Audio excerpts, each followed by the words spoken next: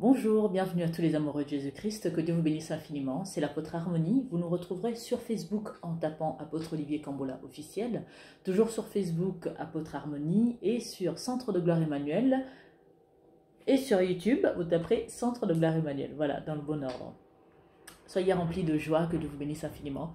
La série du pardon des impardonnables continue. Donc on en a parlé lundi, mardi et mercredi. Aujourd'hui on est jeudi. On va parler encore des impardonnables.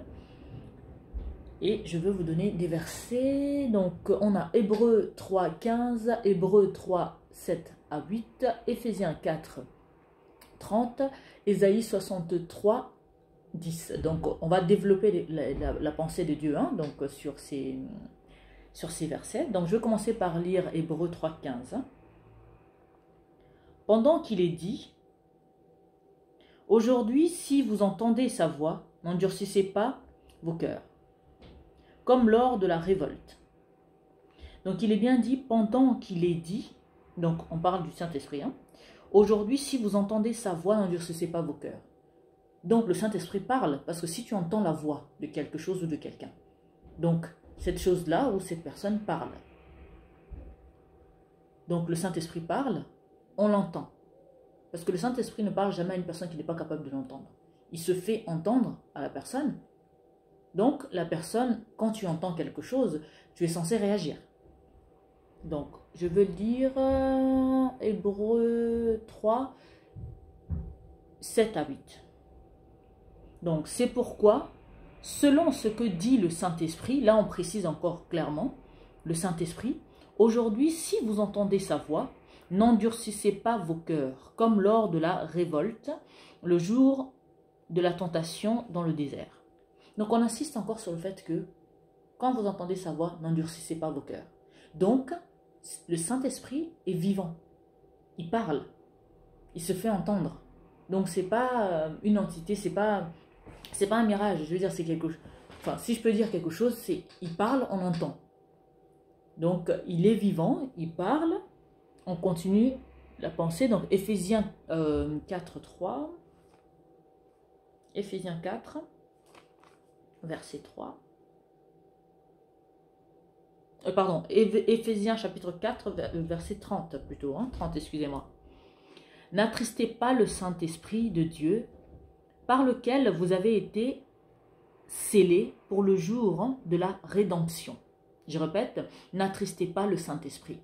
Tout à l'heure, on nous a bien dit qu'il parlait, donc il est vivant. Là, on dit, n'attristez pas le Saint-Esprit. Donc il a des sentiments. Et qu'est-ce qui peut l'attrister? Qu'est-ce qui peut faire qu'on puisse attrister le Saint-Esprit? Donc, là, on a encore plus de preuves qu'il est vivant, donc il parle. Il a des sentiments, donc il peut être triste, tout comme il peut être joyeux.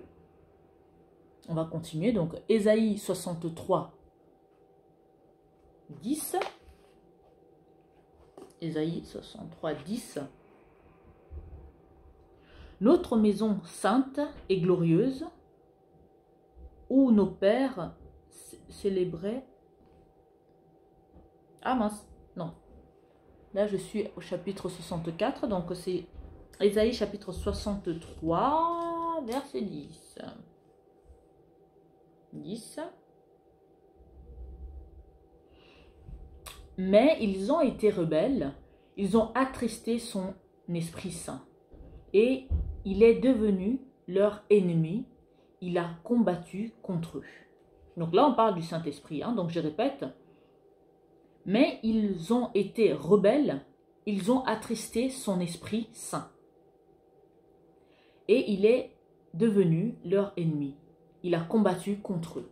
Donc là, on est en train de dire que le Saint-Esprit a été attristé. Du coup, il a combattu. Est-ce que toi, en tant que chrétien, tu es de ceux qui attristent le Saint-Esprit? Tu es de ceux qui endurcissent leur cœur quand le Saint-Esprit parle, au point de l'attrister pour qu'il puisse vous combattre, pour qu'il puisse devenir votre ennemi?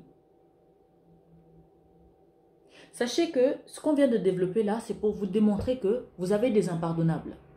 Ceux qui écoutent le Saint-Esprit, mais qui font semblant de l'entendre. ceux qui s'endurcissent, puisque si tu n'écoutes pas, donc il te dit qu'il te donne une direction, toi tu refuses, donc tu t'endurcis. Donc tu l'attristes. Et au bout d'un moment, stop. Vous m'endurcissez, vous êtes endurci, vous n'écoutez pas, donc il vous combat en retour. Donc le Saint-Esprit n'est pas seulement un esprit pacifique, un esprit bon, gentil, mais quand on s'endurcit, on ne l'écoute pas, on fait ce qu'on veut, on met de côté tout ce qu'il est en train de donner comme indication, ben on l'attriste, parce que lui, il est là pour nous, il est là pour notre bien, pour nous donner des conseils. Mais si nous, on s'endurcit, on l'attriste, et en retour, la conséquence, je veux le dire, hein, donc les conséquences, mais ils ont été rebelles. Donc qui? Vous, nous, quand on n'écoute pas le Saint-Esprit, donc on se rebelle contre lui. Ils ont attristé son Esprit Saint.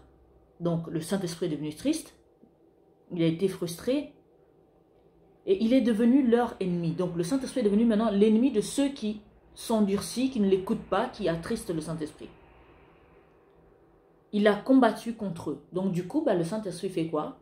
Il vous combat. Parce qu'à la base, il est là pour notre bien, pour nous enseigner, pour nous guider et tout. Mais si dans tout ça, toutes les recommandations qu'il vous donne, tout ce qu'il vous demande de faire ou de dire, vous refusez de le faire, donc vous devenez rebelle. Vous vous endurcissez, vous refusez de l'écouter, ça l'attriste, et du coup, en retour, c'est quoi les conséquences? Vous devenez son ennemi. Mais est-ce que tu veux vraiment être l'ennemi du Saint-Esprit? Est-ce que tu veux vraiment l'attrister en t'endurcissant? Parce que si, malgré tout ça, tu comptes quand même lui résister et faire ce que tu veux, donc tu fais partie des impardonnables. En tout cas, je vous invite à écouter le Saint-Esprit, à mettre en pratique tout ce qu'il vous donne comme conseil, de le suivre, parce que c'est le meilleur de tous les guides, pour éviter justement d'être les impardonnables. Donc là, je vous ai décrit un peu ceux qui entrent dans la catégorie impardonnable. Et que le Saint-Esprit se rebelle, combat, il n'est pas seulement gentil. Que quand on pousse le bouchon trop loin, on devient son ennemi. Et croyez-moi, quand le Saint-Esprit décide que tu es devenu son ennemi, je te laisse imaginer ce que ça peut donner. En tout cas, je vous invite à être à l'écoute du Saint-Esprit, à l'obéir, à marcher dans la volonté du Saint-Esprit, parce que lui, il connaît les pensées de Dieu. Il sait ce que Dieu veut, ce que Dieu attend de toi dans ta vie. Alors, ne sois pas l'impardonnable qui va se mettre à dos le Saint-Esprit. Parce que si tu te mets à dos le Saint-Esprit, crois-moi, il n'y a personne sur cette terre qui pourra t'aider. Que Dieu vous bénisse infiniment. Soyez à l'écoute et soyez bénis. Que la paix de Dieu soit avec vous. Ciao.